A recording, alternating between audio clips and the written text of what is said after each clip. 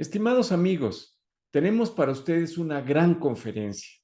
Gabriel Cuadri nos hablará de su visión sobre México a partir de 2024, la reconstrucción. Todos seguramente conocen a Gabriel Cuadri. Gabriel es originario de la Ciudad de México, es ingeniero civil, egresado de la Universidad Iberoamericana y obtuvo su maestría y estudios de doctorado en economía por la Universidad de Texas en Austin.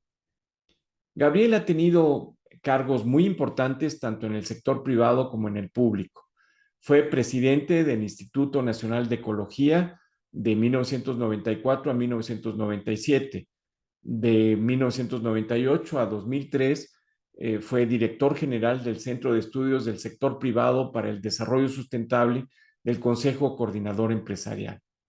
Fue jefe de financiamiento externo en el Banco de México, director de planeación ecológica en el Departamento del Distrito Federal, hoy Ciudad de México, y director general de normatividad del Instituto Nacional de Ecología antes de tomar su presidencia.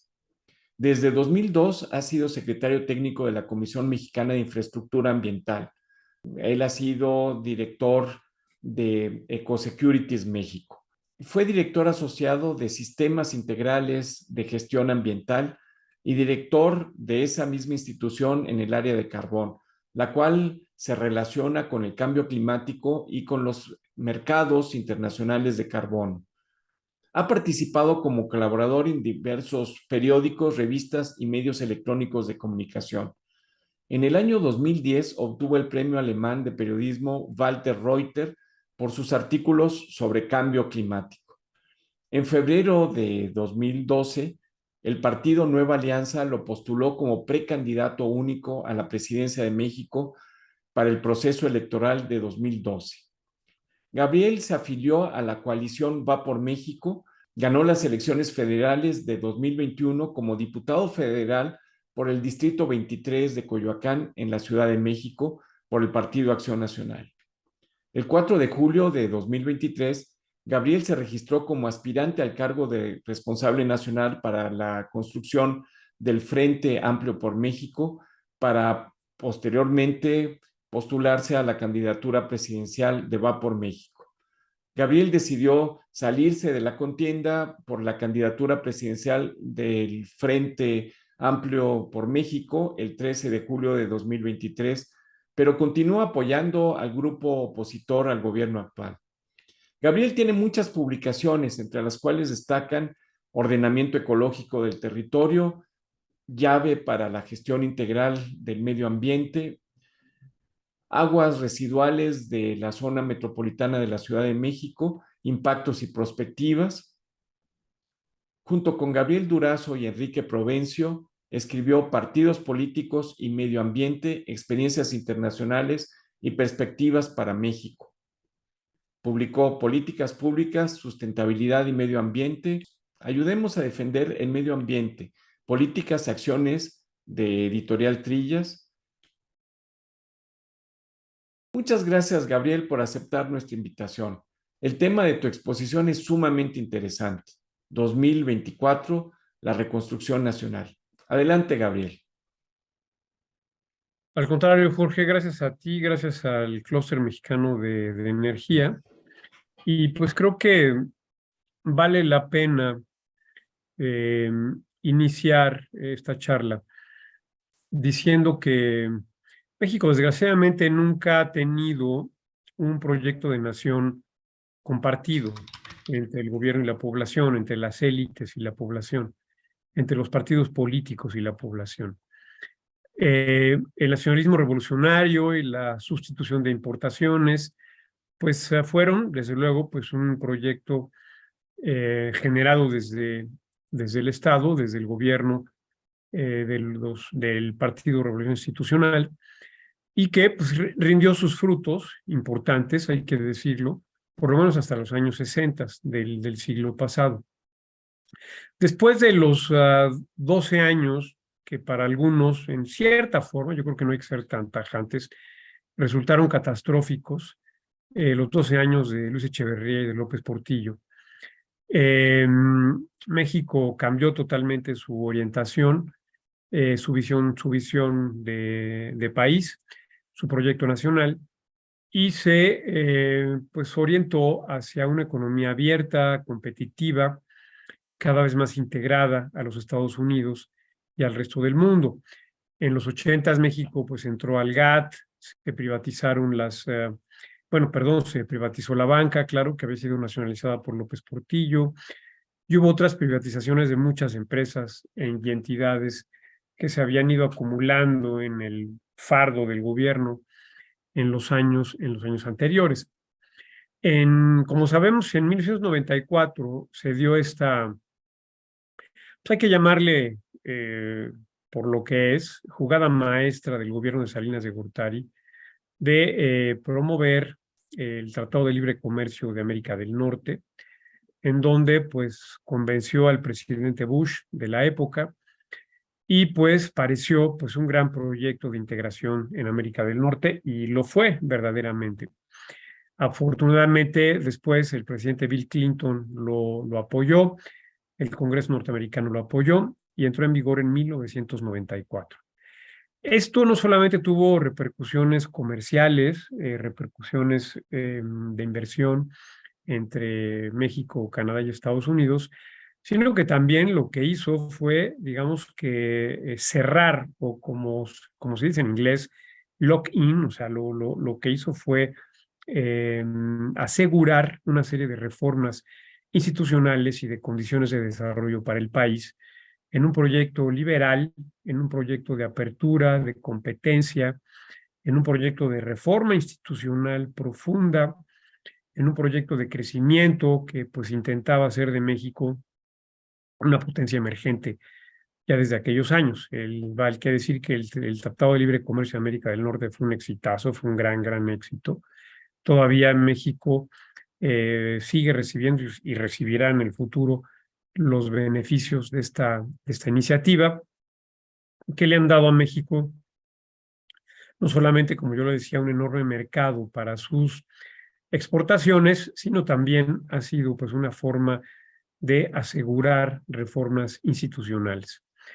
En eso estábamos, lo que continuó por el mismo proyecto con Ernesto Zedillo, con diversas formas, diversas, digamos, modalidades, pero al final fue el mismo proyecto con Vicente Fox, con el presidente Calderón y desde luego con el presidente Peña, en donde pues México se consolidaba como pues una potencia emergente.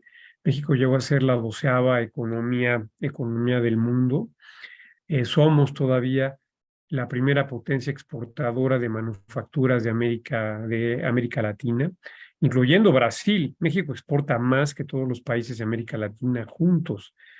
Y bueno, eso también implicó que se llevaran a cabo diversas reformas estructurales en diversos sectores de la economía, en diversas instituciones. Se logró, hay que decirlo, pues la autonomía del Banco de México, la autonomía del INEGI.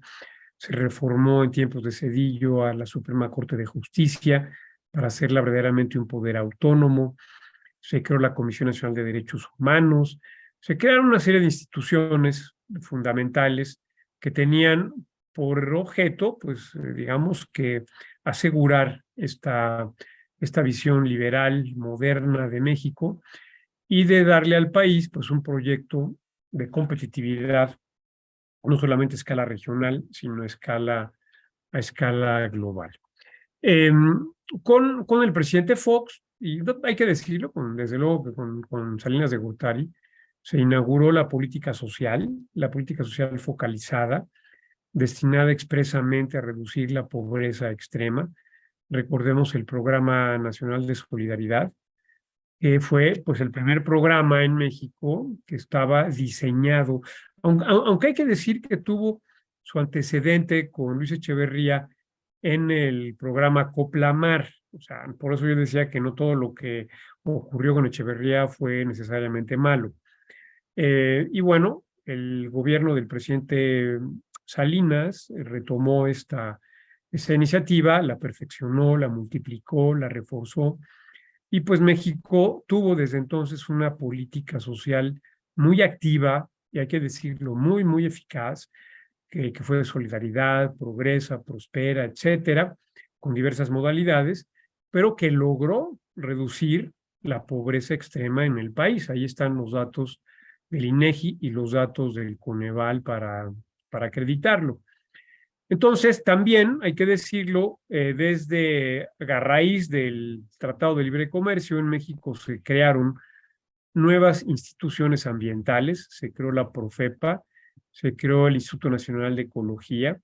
Por primera vez en México se le dio una enorme prioridad al cumplimiento de la ley, a la inspección, a la vigilancia, a la regulación, a la normatividad ambiental, porque evidentemente en Estados Unidos había la preocupación de que políticas ambientales laxas en el país constituyeran una, digamos, ventaja competitiva espuria para las empresas mexicanas vis a las empresas norteamericanas.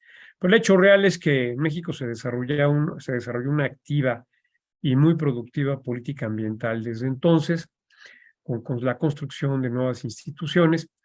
Y bueno, todo esto se fue desarrollando. Con el presidente Fox se creó el Instituto Nacional de Acceso a la Información para darle mucha más transparencia al ejercicio del sector público.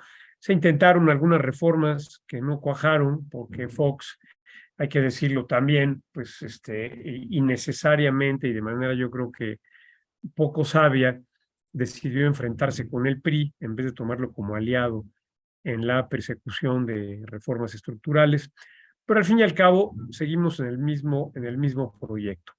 Con el presidente Calderón, las cosas también siguieron en la misma línea, se modernizó el sector energético, se hicieron una serie de leyes, como la ley de cambio climático, como la ley para el aprovechamiento sustentable de la energía, que ya apuntaban pues a una reforma estructural del sector energético. Hay que recordar que también desde tiempos del presidente Zedillo se creó la Policía Federal, la primera policía civil de alcance nacional en el país, que creció, se desarrolló, tenía un gran proyecto de ser una gran policía nacional, claro, con problemas, desde luego, de corrupción, de infiltración del crimen organizado, que todos sabemos, pero que era pues un proyecto fundamental para combatir el crimen organizado y darle pues tranquilidad, seguridad y paz al país. Así ocurrieron una serie de cosas. Con el presidente Peña, hay que decirlo, se lograron reformas estructurales que fueron intentadas por Zedillo y que, pues hay que también decirlo, por animadversiones políticas con el Partido Acción Nacional no se pudieron concretar, pero se logró la reforma energética, que fue fundamental. Fue verdaderamente una ruptura con el orden anterior, monopólico, corrupto, ineficiente de la CFE y de Petróleos Mexicanos. La reforma energética abrió al sector privado la inversión en energía, tanto en electricidad como en petróleo. Se hicieron las subastas de energía limpia, se creó el mercado de certificados de energía limpia, se le dio autonomía al CENACE, al Centro Nacional de Control de Energía. Se mantuvieron, desde luego, los monopolios naturales en transmisión y distribución para la Comisión Federal de Electricidad, pero se creó un mercado de electricidad, un mercado muy, muy competitivo. Y desde luego, pues se creó la Ley de Transición Energética, la Ley de la Industria Eléctrica, que permitieron que México avanzara aceleradamente, yo diría exponencialmente, en la inversión en energías limpias, energía solar, eólica y geotérmica. Y bueno, pues todo esto fue un parteaguas en la historia energética del país. También durante los primeros años del gobierno del presidente Peña se hizo la reforma educativa, que perdón que lo diga yo, pero esas dos reformas, la energética y la educativa, yo las propuse durante la campaña del 2012, igual que la reforma en telecomunicaciones, y finalmente se hicieron, y otras cosas también importantes, pero bueno. La reforma educativa le quitó el control de la educación pública a las mafias sindicales, particularmente a la CENTE, le devolvió al Estado el control de la educación pública, se creó el Instituto Nacional de Evaluación de la Educación, se buscó mejorar la calidad de la educación, el desempeño de los maestros, la preparación de los maestros, se vinculó el desempeño de los maestros a sus ingresos, a sus salarios, y bueno, se hizo todo un sistema de evaluación, un esquema de evaluación tanto de alumnos como de docentes, que tendía pues al mérito, a la modernidad, al buen desempeño y a la calidad de la educación. En telecomunicaciones también se acabó con los oligopolios, con los monopolios que había, se hizo un mercado sumamente competitivo, los precios bajaron estrepitosamente, se obligó a las empresas dominantes a compartir su infraestructura con empresas, digamos, concurrentes, nuevas, lo cual mejoró la competencia y pues creó en México un sector de telecomunicaciones moderno. Se hicieron otras cosas, se creó el Sistema Nacional Anticorrupción durante el gobierno de Peña, y otras reformas muy, muy importantes. Bueno, anteriormente también se había hecho el Instituto Nacional de la Competencia, la Comisión de Competencia Económica para evitar monopolios y oligopolios, y la Comisión Reguladora de Energía, la Comisión Nacional de Hidrocarburos. En materia de petróleo se arrancó con las rondas petroleras de licitaciones con empresas privadas que fueron absolutamente transparentes y competitivas. Se logró que muchas empresas por primera vez en la historia de México invirtieran en el sector hidrocarburos. Y México pues tenía, y hay que decirlo, pues un proceso acumulado de, eh, de construcción de un proyecto nacional moderno, liberal, de una democracia representativa, una economía de mercado competitiva, integrada a América del Norte y al resto del mundo. El centro y el norte de México se integraron a este modelo de desarrollo, prosperaron de manera espectacular. Las grandes ciudades del centro y del norte crecieron con una enorme clase media, con una inversión gigantesca en sectores como el automotriz, telecomunicaciones, aeroespacial, electrónicos y muchas otras cosas. Y como yo decía, pues México se convirtió en una potencia económica exportadora. Ahora, hay que decir dos cosas. Todo esto, desgraciadamente, no fue internalizado por la opinión pública, no fue internalizado por la sociedad, por culpa, pues también porque al gobierno le faltó pues una campaña, una estrategia de comunicación, de pedagogía pública, de convencimiento de que este era el modelo que México debía de seguir. Eso faltó. Y por eso, pues este modelo pues nunca caló en el imaginario colectivo, en la conciencia y en el convencimiento de la población. Y por otro lado, pues tampoco se resolvieron una serie de problemas graves como el de la corrupción, como el de la violencia, la inseguridad, digamos, la irrupción del crimen organizado en la vida nacional, y tampoco, pues, la pobreza extrema en los estados del sur de Oaxaca, Guerrero y Chiapas, problema de siglos que no se iba ni se va a resolver ni en décadas. Yo creo que es un tema que lo tendremos durante todo el siglo XXI, flotando, gravitando sobre la realidad nacional. Y bueno, también hay que decirlo, tampoco logramos pues, un crecimiento económico satisfactorio, fue mediocre, pero al final de cuentas creció el Producto Interno Bruto per cápita, creció el ingreso de los mexicanos, se redujo la pobreza extrema, incluso se redujo la desigualdad. Y hay que decirlo, en prácticamente todos los indicadores, desde los años 80 al 2018, pues México mejoró en prácticamente todos los indicadores de salud, en mortalidad materna, infantil, esperanza de vida, acceso a la educación media, a la educación superior, deserción escolar, cobertura de salud, se creó el seguro popular, hay que decirlo, las escuelas de tiempo completo, las estancias infantiles, tantas cosas que pues hicieron de México un país prometedor, un país con un proyecto claro, pero que definitivamente no fue posible hacer partícipe de ello a la mayoría de la población. En eso estábamos cuando ocurre o se presenta en el escenario nacional desde el año 2000 pues un personaje populista, carismático, mentiroso, sin escrúpulos, que trató de explotar pues una serie de fibras profundas de la psicología colectiva, de rencor, explotando el rencor, el resentimiento, la división nacional, como ha ocurrido con otros populistas en el mundo, como fue el caso, desde luego, de Trump, como es el caso en otros sentidos de Bolsonaro y de otros populistas que han destruido a sus países, tanto en América Latina como en otras latitudes. Y un populista perseverante, insistente, que a la tercera oportunidad logró llegar a la presidencia de la República, con un lenguaje vulgar, haciéndose representante de la opinión popular, representante del pueblo, ofreciendo soluciones mágicas, inviables, pero simples, comprensibles por la gente, que pues dividió, polarizó, que ha enfrentado a la nación y que pues ha creado una serie de circunstancias que son terriblemente dolorosas. Allá en el gobierno se ha dedicado a destruir, a desmantelar, a devastar las instituciones. Y bueno, pues todo esto con un proyecto personalista, autocrático, populista, de rencor, de resentimiento, de revancha, eh, por sus derrotas o por algunas otras consideraciones casi psicoanalíticas de este personaje.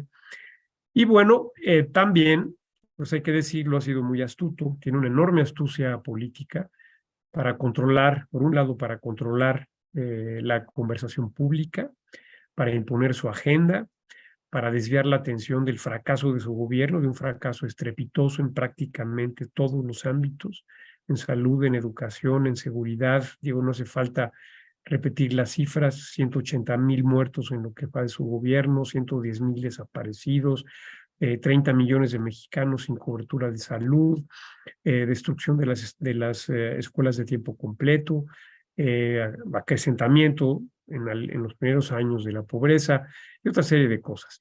Destrucción de la política exterior mexicana. México cayó en el peor pozo en su historia en materia de diplomacia, de política exterior, una política exterior errática que ha respaldado a dictaduras, a tiranos, a genocidas, a criminales de guerra, una cosa que debe llenarnos de oprobio. Es increíble cómo el canciller de todo esto se quiere presentar como candidato a la presidencia después de haberse unido a México en la vergüenza, en el oprobio, en el estigma internacional. Es algo realmente increíble. Y bueno, también hay que decirlo que la astucia del presidente López también alcanza a saber que su gobierno, para no derrumbarse, requiere de mantener equilibrios macroeconómicos fundamentales, de no disparar demasiado el déficit público, de no disparar tampoco la deuda pública como porcentaje del PIB, de mantener un tipo de cambio relativamente estable y ahora, por razones externas a él, ajenas a él, un peso fortalecido, lo cual abona a su discurso y a su narrativa. Y pues, como no ha optado, como lo han hecho otros populistas en América Latina, por la destrucción de las finanzas públicas, lo que ha hecho es destruir a la administración pública. Ha desmantelado las instituciones, los servicios públicos, todo para transferir recursos masivamente a subsidios clientelares, a dádivas clientelares, a más de 30 millones de mexicanos para comprar su voto y su voluntad y mantenerse en el poder. Y también a proyectos absurdos, digamos que son producto de una voluntad iluminada, autocrática, sin estudios, sin viabilidad, sin nada más que su mera convicción personal, y los cuales han significado pues un daño patrimonial brutal a la nación. Hoy, por otro lado, el presidente López también ha destruido la administración pública para transferir recursos a Petróleos Mexicanos. Petróleos Mexicanos es una verdadera pesadilla para la nación. que ha perdido más de 2 billones de pesos desde 2011, que sigue perdiendo cantidades astronómicas. El gobierno del presidente López le ha transferido a Petróleos Mexicanos más de 1.3 billones de pesos en lo que va de su gobierno, lo que representa 3 veces el presupuesto de educación, 4 veces el presupuesto anual de salud. Es un verdadero crimen en contra del erario, en contra pues, del patrimonio de la nación. Todo esto después de haber cancelado el aeropuerto, el nuevo aeropuerto internacional de México, el Texcoco, y como ya lo decía yo, de emprender una serie de proyectos absurdos. Pues el caso es que como domina la discusión pública, pues tiene altos niveles de popularidad, y también hay que decirlo porque los subsidios, y hay que reconocerlo después de las últimas cifras del INEGI y de Coneval, pues sí han logrado por lo menos estabilizar el ingreso de los mexicanos con respecto a 2016, ya no ha seguido esta caída. El ingreso laboral también se ha estabilizado, incluso ha crecido un poco, pero pues esto ha sido algo marginal que no representa ningún cambio sustancial, relevante en la historia moderna del país. Entonces, esta es un poco la situación, y frente a ello, pues no queda más que desde la oposición crear, construir, desarrollar pues un proyecto de reconstrucción nacional para el 2024, reconstruir al país, retomar el proyecto liberal de potencia emergente, de competitividad, de integración del país, de retomar las reformas, la reforma energética, sobre todo la reforma educativa, devolverle al Estado el control de la educación pública, reconstruir el seguro popular, reconstruir las escuelas de tiempo completo, reconstruir las estancias infantiles, reconstruir las instituciones que han sido envilecidas por el presidente López, como la Comisión Reguladora de Energía, la Comisión Nacional de Hidrocarburos, y reconstruir también, por ejemplo, la Comisión Nacional de Derechos Humanos y otra serie de instituciones. Y el relanzar a México a una senda de desarrollo, lo cual es una pena, es una lástima que en una situación en la cual hay grandes oportunidades de crecimiento, de inversión privada, de inversión extranjera directa, gracias al nearshoring o a la relocalización, pues México esté teniendo un desempeño económico mediocre. Las empresas simplemente pues están apostando a que yo creo que se vaya López, y simplemente tienen confianza en que México se va a reconstruir, y por eso es que las cosas no van tan mal en ese terreno de la inversión extranjera directa.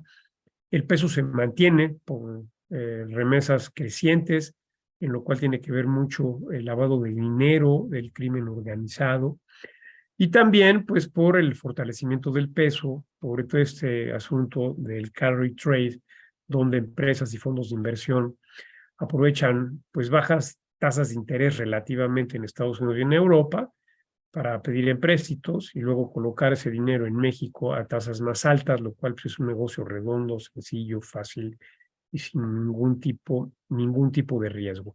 Entonces, esto ha permitido que se mantenga y que se fortalezca el tipo de cambio. Entonces, en todo esto estamos cuando tenemos un fenómeno inusitado, inédito en el país, un fenómeno político, social sin precedente, eh, que es que implica la alianza entre la sociedad civil y partidos de oposición. Hoy tenemos un frente amplio por México, integrado por los partidos de oposición, el PAN, el PRI y el PRD, y un sinnúmero, decenas de organizaciones sociales, y que pues ha logrado construir un proceso inédito también de participación pública para la selección de quien vaya a ser el candidato o la candidata a la presidencia en 2024, lo cual pues otorga una gigantesca legitimidad, y que empieza a robarle al régimen un poco de la atención de los reflectores en materia de la conversación pública. Entonces, yo creo que todo este proceso, digo, con traspiés y tropiezos, desde luego, porque es perfectible, porque es algo que nunca se había hecho y que ha implicado problemas, pero va muy bien, excelentemente bien. Tenemos una persona ya que se perfila como candidata. Yo veo prácticamente imposible que ella no sea que Xóchitl Gálvez no sea la candidata a la presidencia de la República del Frente Opositor, y creo que puede ganar la presidencia de la República. Entonces, y además, desde luego, promover y con esto asegurar que la oposición también tenga la mayoría en el Congreso en 2024, que es algo absolutamente fundamental. Y dos cosas muy importantes. Una es que se requiere armar un equipo. No es que la candidata vaya sola a la elección, sino que quienes hemos participado en el proceso y nos integremos en un equipo que la acompañe, que la ayude, que la arrope, que la apoye en todo digamos, en este camino hacia el 2024.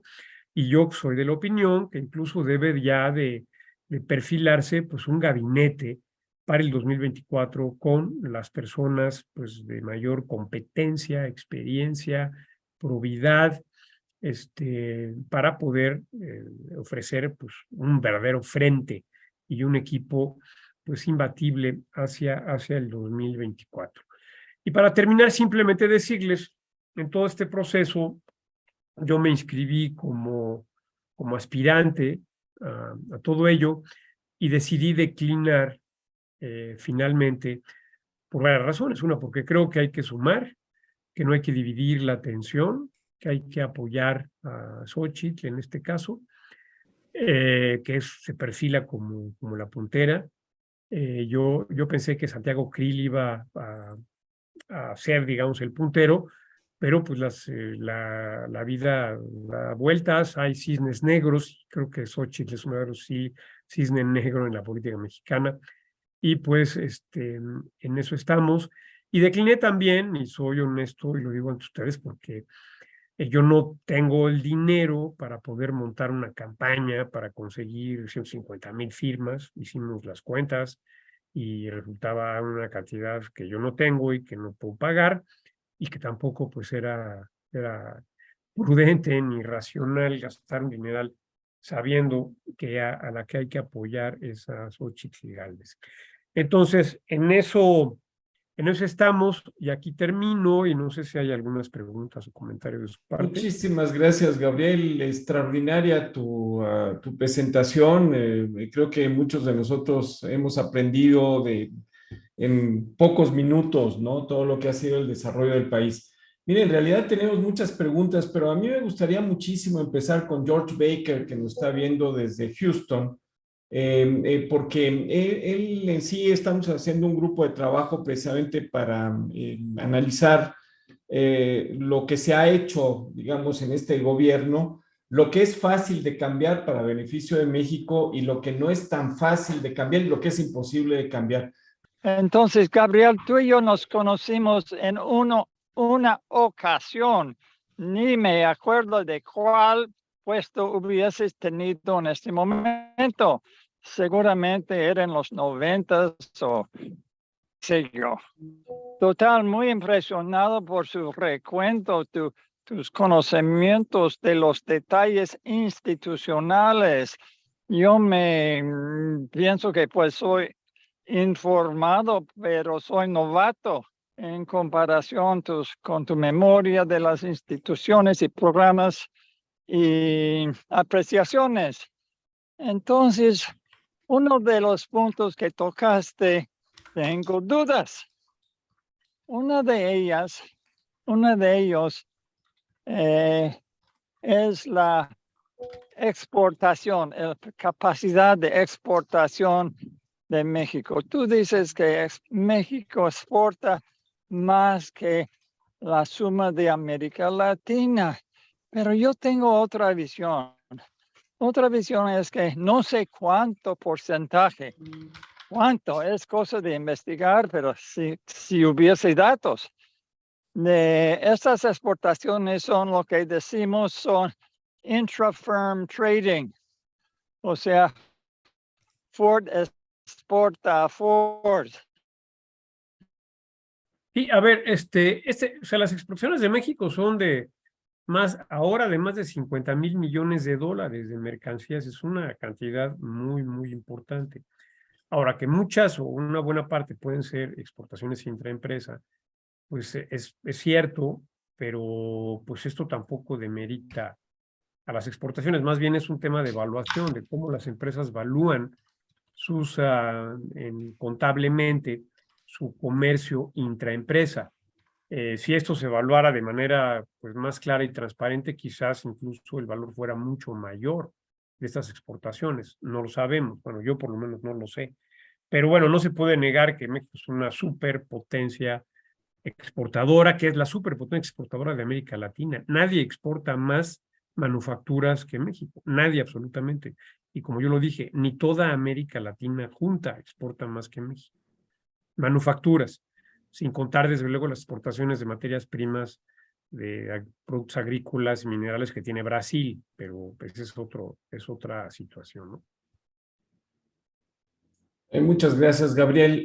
Mira, Daniel Gutiérrez, que precisamente está ahorita abordando su vuelo hacia Baja California desde la Ciudad de México, antes de eso, digamos, se conectó muy, muy temprano con nosotros y nos deja estas preguntas.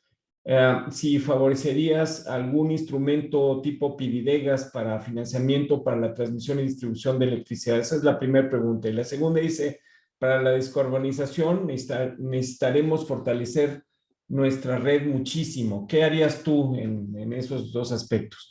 Y mira, esto está muy relacionado con el nearshoring. De hecho, Daniel tiene varios proyectos en Baja California, algunos de ellos muy atractivos porque cuenta con electricidad que viene precisamente de Estados Unidos, no es de la red que viene de CFE, pero la mayoría de los lugares donde se pudiera explotar el nearshoring a través de parques industriales, pues tienen carencia de agua, carencia de luz, de electricidad y carencia de gas, ¿verdad? Pues mira, yo creo que en un contexto de apertura a la inversión privada, total y de mercado, pues yo creo que los pidiregas no tienen sentido de existir, porque finalmente pues son un pasivo para el gobierno. El gobierno no tiene por qué asumir pasivos Sí. con respecto a la inversión en centrales eléctricas, por ejemplo, ¿no? Yo Deuda creo que soberana que a la mera hora se pues esconde, sí, que no es deuda yo creo que toda soberana. la inversión en plantas eléctricas debe ser privada, absolutamente. Salvo que volviéramos, que yo creo que hay que volver a la energía nuclear, en donde sí habría que tener pues una participación más directa de parte del Estado. Ahora, sí, el tema de la red es fundamental. Hay que decir que CFE, transmisión y distribución, las subsidiarias de CFE que están a cargo de transmisión y distribución, no han invertido prácticamente nada. Tienen grandes utilidades de más de 70,000 millones de pesos al año y no han invertido en transmisión y distribución, no han interconectado Baja California, no han interconectado totalmente como se requiere el centro del país con el istmo de Tehuantepec y con la península de Yucatán. Se requiere grandes inversiones en transmisión para que eventualmente podamos tener pues, un sistema eléctrico de bajas emisiones o incluso de cero emisiones de gases de efecto invernadero y para tener una red eléctrica inteligente. Entonces, ese es un gran, digamos, una gran asignatura pendiente. Y yo creo que en su momento, aunque ya hay algo de esto, hay algo de interconexión, pues tendría que estar interconectado por lo menos, bueno, Baja California, desde luego con el continente. Yo creo que hay que hacer un cable submarino para interconectar Baja California Sur, que funciona como una isla, conectarla al continente e interconectar plenamente California con Baja California. Yo creo que es algo fundamental y de esta manera promover un mercado eléctrico entre los dos países, ¿no? De antemano todo mi reconocimiento a Gabriel Cuadri por saber su postura y su participación que debe de tener en este momento histórico frente a lo que está sucediendo en México. Debe ser un protagonista apoyando desde su expertise a este frente opositor. Y en ese tenor, creo que por lo que entiendo es más sobre el impacto ambiental o lo relacionado al medio ambiente. Sí es así, ¿verdad? Sí, estoy a cargo de los temas ambientales del frente. Desde luego soy coordinador de medio ambiente del PAN y pues ahora estaré participando en este mismo tema en el frente. Es correcto. Energía, sustentabilidad, cambio climático, medio ambiente. El cuello de botella que puso este gobierno a todos nosotros como empresarios fue la Secretaría del Medio Ambiente. Entonces, muchos proyectos ya listos para construir, el único permiso que faltaba era el impacto ambiental. Y impactos ambientales en este sexenio no se han liberado. Pues hay como en la CRE, pues hay una fila larguísima.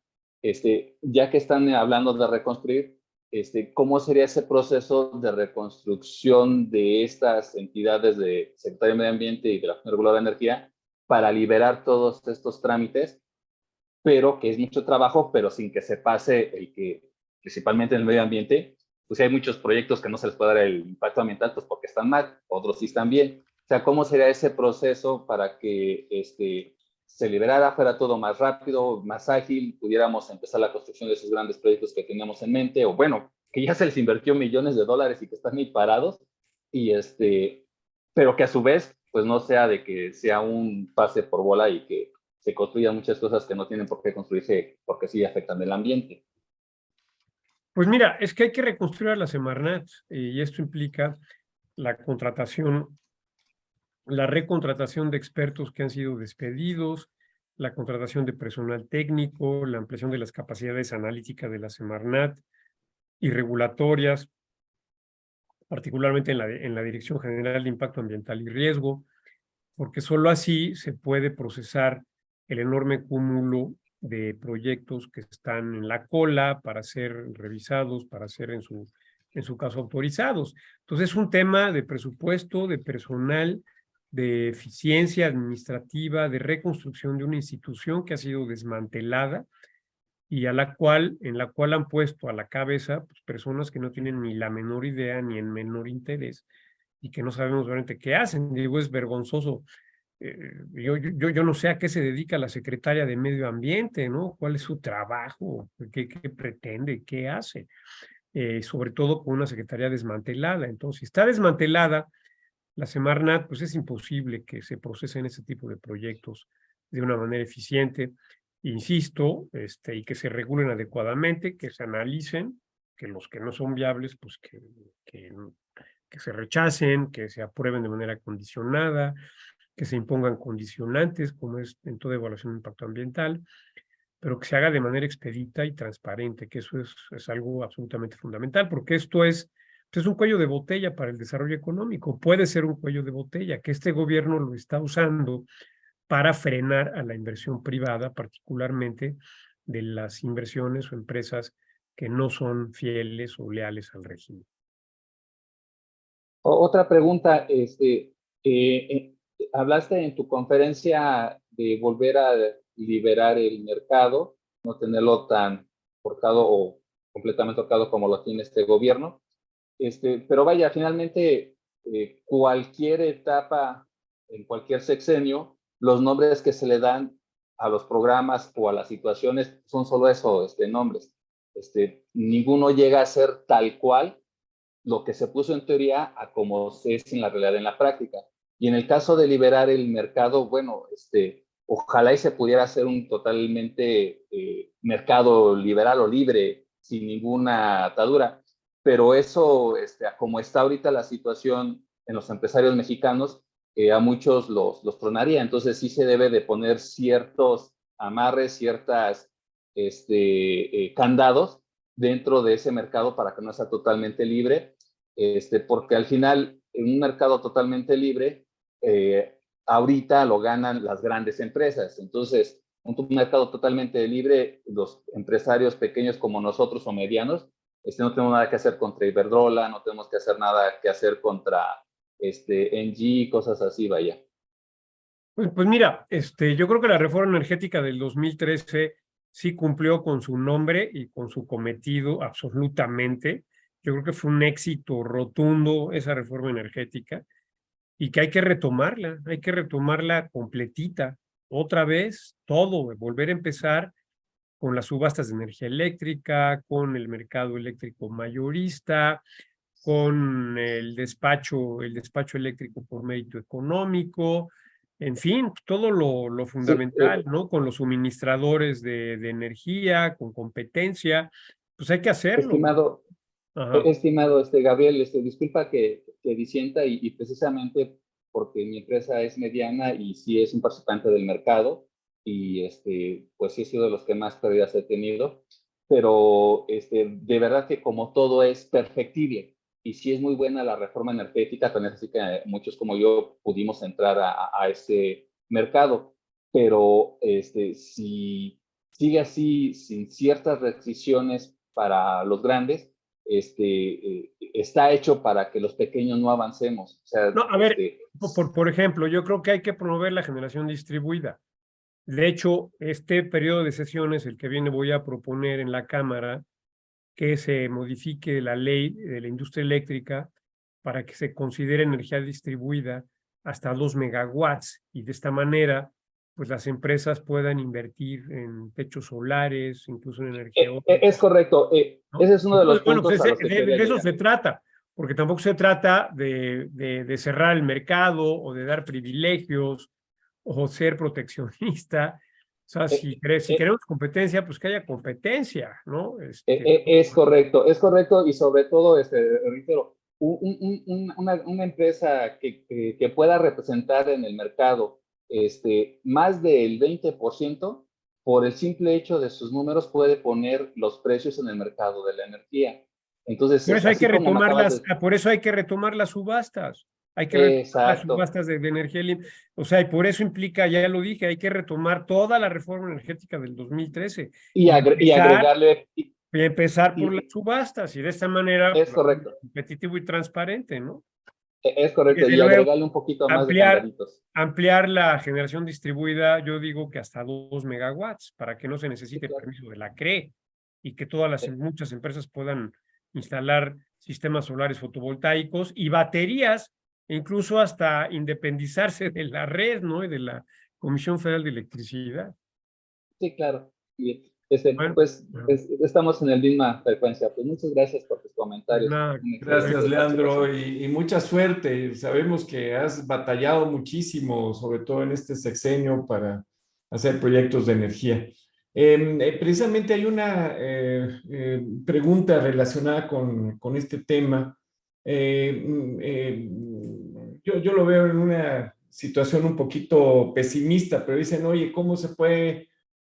déjame ver, aquí está la pregunta. ¿Cómo se puede aprobar esas iniciativas del doctor Quadri cuando la mayoría es de Morena y aliados? Pues mira, no se puede. Saúl Ramadán te manda un saludo y es el que hace esta pregunta. ¿Quién, perdón? Saúl Ramadán. Bueno, parece gracias, que te conoce. Mira, tiene razón, Saúl. No se puede, porque Morena vota en contra de todo lo que no sea orden presidencial y lo que vaya en contra de las aberraciones de este gobierno. Pero hay que hacerlo para dejar el precedente y que la siguiente legislatura lo retome. Estoy seguro que voy a presentar mi iniciativa en la comisión, lo voy a hacer en la Comisión de Economía, y que si se logra aprobar en la Comisión de Economía, en el Pleno la van a echar abajo los de Morena, seguro, porque no tenemos mayoría para aprobar leyes nosotros, pero pues hay que dejar el precedente y hay que hacerle saber a la opinión pública que la generación distribuida es fundamental y que debemos aumentar el umbral a 2 megawatts, ¿no? Y listo.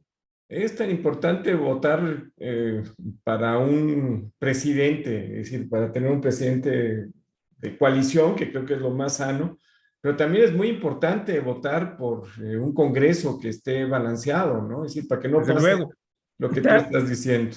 Tal vez sea hasta más importante ganar el Congreso que la presidencia de la República. Mira, Sylvie Ferrand dice, saludos desde París, ella ya se desconectó porque pues ahorita ya es muy noche, y dice, yo he seguido a Gabriel Quadri, ¿cómo se puede parar en México la destrucción que hace López Obrador, sobre todo en medio ambiente? Y en la falta de electricidad, muchas gracias. Pues creo que de alguna forma ya lo contestaste, Gabriel, pero si tienes algún comentario. Pues sí, pues la única forma de pararlo es sacándolos del gobierno el año que entra. No hay otra forma de pararlo.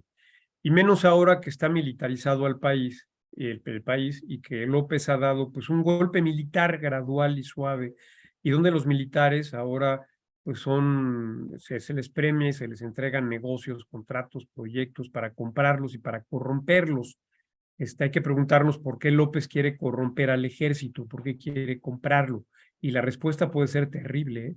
Pero en fin, hoy lo que ha pasado es que hay en términos ambientales total impunidad, porque los militares están involucrados, ellos no les aplica la ley, deforestan, destruyen, violan la legislación, violan las normas con total impunidad, y lo están haciendo en el Tren Maya, lo están haciendo en Calakmul, lo están haciendo en Quintana Roo, lo han hecho también en el tren, en el proyecto transísmico, en fin, o sea, son impunes. Yo puse una demanda, una denuncia penal hace poco ante la Fiscalía en contra del secretario de la Defensa Nacional por delitos ambientales previstos en el Código Penal, por lo que ha hecho en el Tren Maya en Quintana Roo y los hoteles que ha construido en la zona núcleo de la reserva de la biosfera de Calakmul.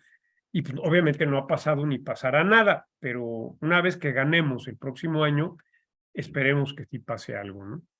Mira, nos están viendo desde Panamá. John Hughes dice, desde Panamá, pregunta, el tren transoceánico de, bueno, Tehuantepec, dice, no sé cómo se escribe, ¿será competencia de nuestro canal de Panamá? Gracias, doctor Cuadri. Nunca, nunca jamás, porque es imposible competir contra el canal de Panamá y mucho menos aún que ha sido ampliado de la manera que ha sido ampliado, un proyecto magnífico, espléndido. Nadie va a llevar mercancías a granel o líquidos a Coatzacoalcos, los va a bajar de un barco, los va a subir unos tanques, los va a cruzar a Salina Cruz, los va a subir a otro barco, ¿no? Eso es incosteable, es absurdo, ¿no? Totalmente absurdo. Entonces, por favor, nuestros amigos panameños que no se preocupen, nada, esto no puede competir con el canal de Panamá. Extraordinaria respuesta, Gabriel, y precisamente está muy de acorde con una conferencia que nos dio el embajador de Panamá sobre el mismo tema el año pasado. Gabriel, regresando, pues quisiera solo tomar 2 puntos de discrepancia. El uno es, volviendo al tema de la exportación, pensemos que Ford importa insumos en $45 y exporta un producto en 50. Entonces el valor del lado mexicano es 5, pero la hacienda reporta de 50. Entonces tengo la sensación, tal vez que ande mal, que mucho de el poder de exportación es una ilusión óptica. Es el primer punto. Dime si estoy mal en ese sentido. Segundo, sobre energías, en el upstream fue un fracaso. Un fracaso el upstream. Tomemos, Gabriel, el famoso caso del yacimiento Sama. Este Sama fue descubierto por un desconocidísimo empresa, consorcio, y descubrió un mega yacimiento en el patio de atrás de Pemex. El chiste de la reforma energética en el upstream era que una empresa extranjera hiciera una obra, un éxito, que tuviera un éxito sin ninguna relación con Pemex.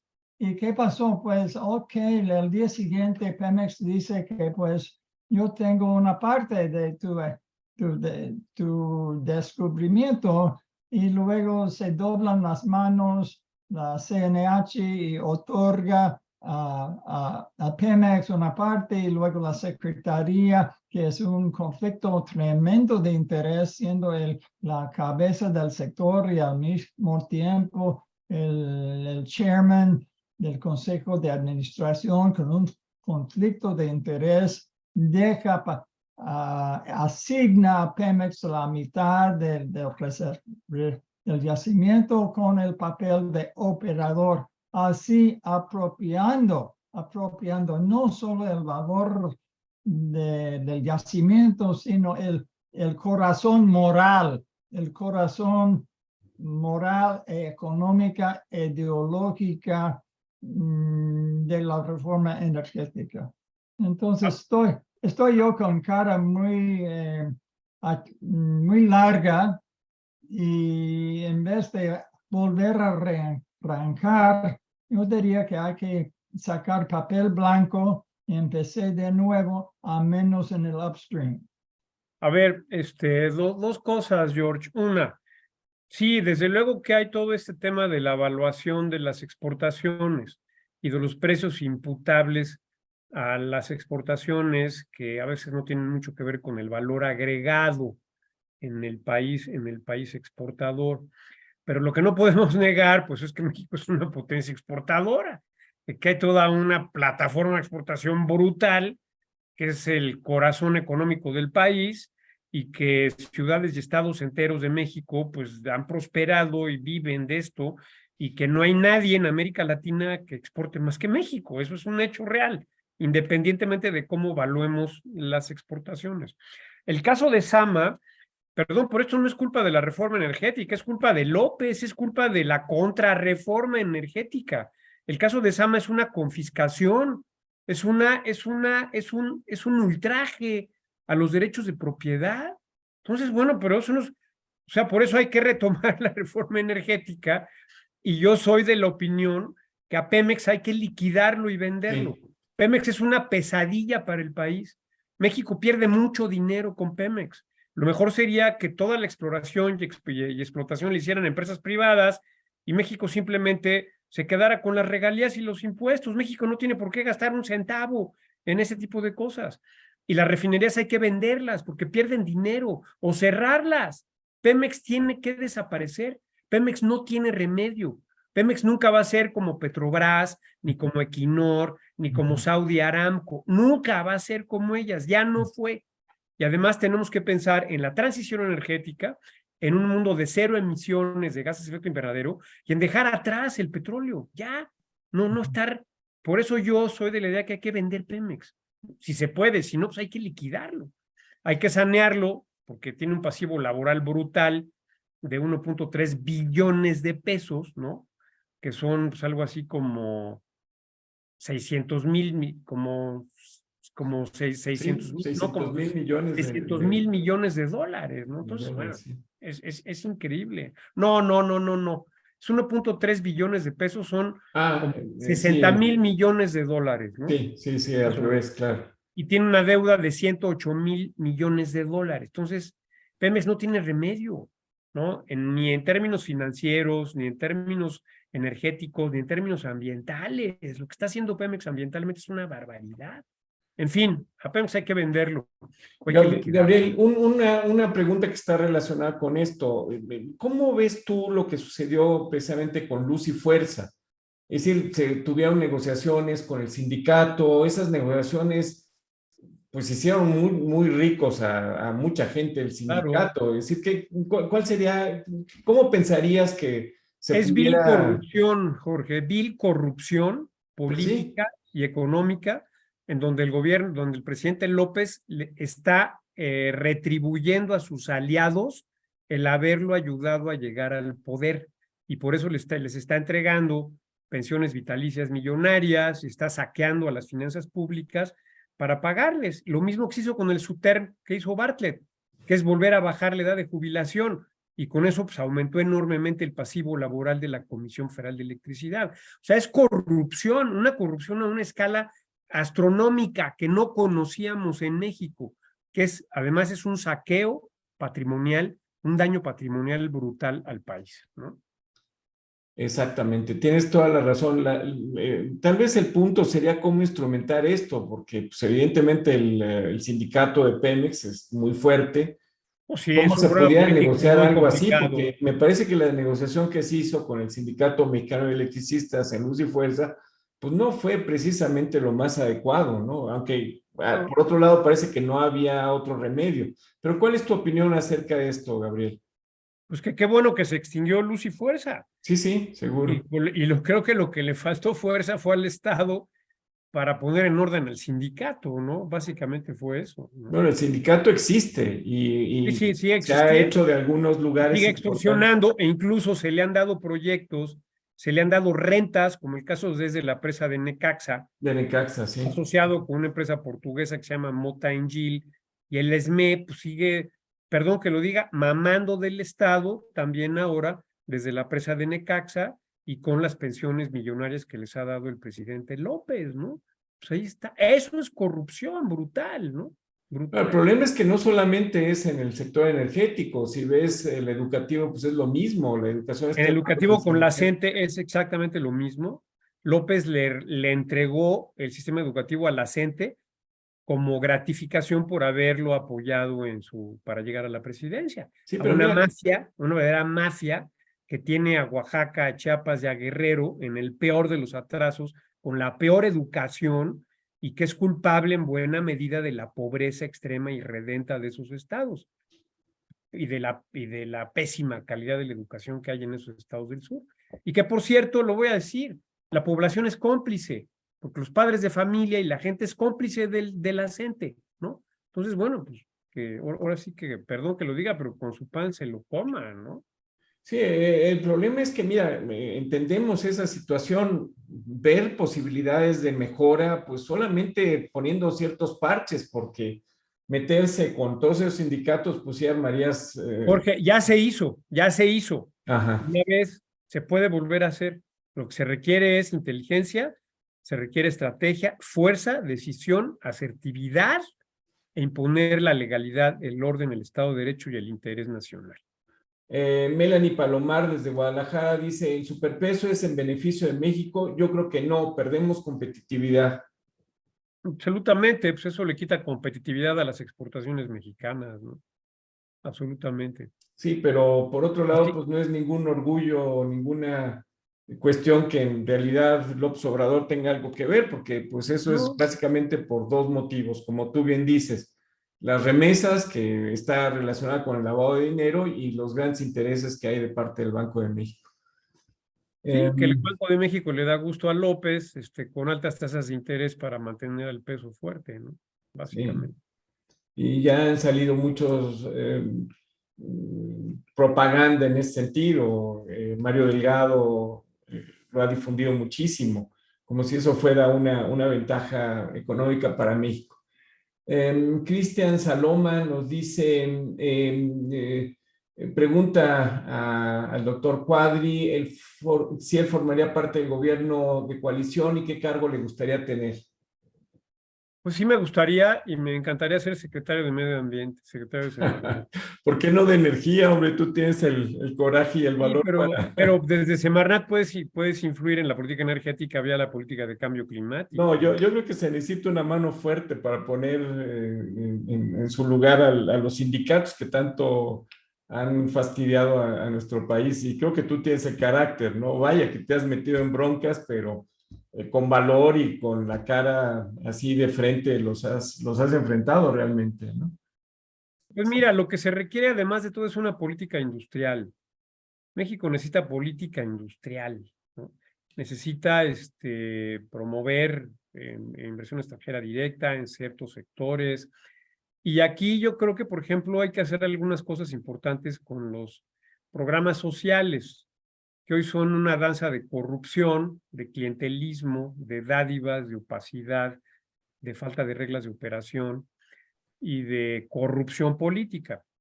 Por ejemplo, debería de haber un programa como en Alemania, el sistema dual, en donde se financiara que los alumnos y egresados de las escuelas técnicas trabajaran en las empresas. ¿Pero en qué tipo de empresas? ¿En cuáles? ¿En qué sectores?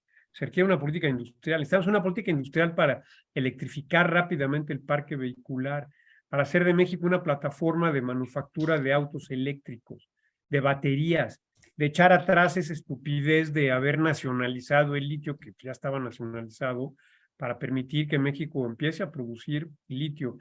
Y desde luego el tema de la minería, que es un tema fundamental. La transición energética necesita cobalto, necesita níquel, necesita manganeso, necesita cobre, necesita muchas otras cosas, y tenemos que producirlo, claro, minimizando impactos ambientales, evitándolos, con una buena regulación, con una buena planeación, pero la minería tiene que desarrollarse en el país forzosamente. Entonces necesitamos políticas industriales en materia de vehículos automotores, en materia de baterías, en materia de minería, en materia, desde luego, de aeroespacial, fundamentalmente, en fin, tantas otras cosas que se requieren, pues, incentivos, incluso subsidios, se requiere también ciencia y tecnología. Este gobierno ha cometido la atrocidad de expulsar al sector privado de las políticas de ciencia y tecnología con la nueva ley que se acaba de aprobar hace poco.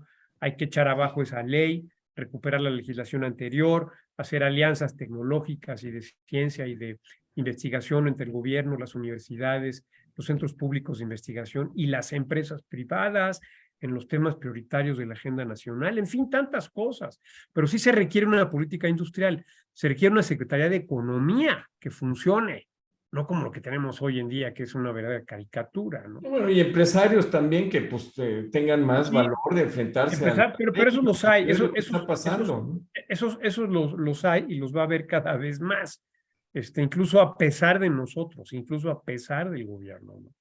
Porque el nearshoring es ya y el desacoplamiento económico entre Estados Unidos y China también es una realidad, porque es una realidad geoestratégica para Estados Unidos.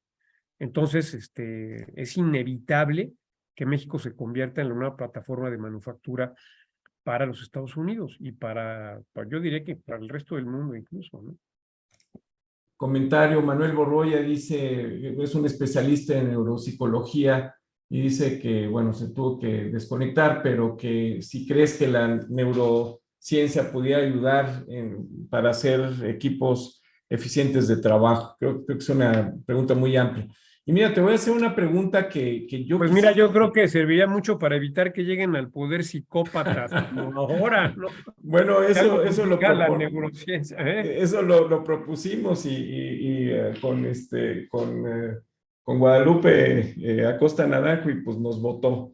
Pero bueno, mira, te voy a hacer una pregunta que yo estaba seguro que George Baker te iba a hacer y pongo las palabras de George Baker en este sentido. ¿Qué es lo que crees que se hizo bien? ¿Qué es lo que tú no cambiarías de la situación de la energía en México?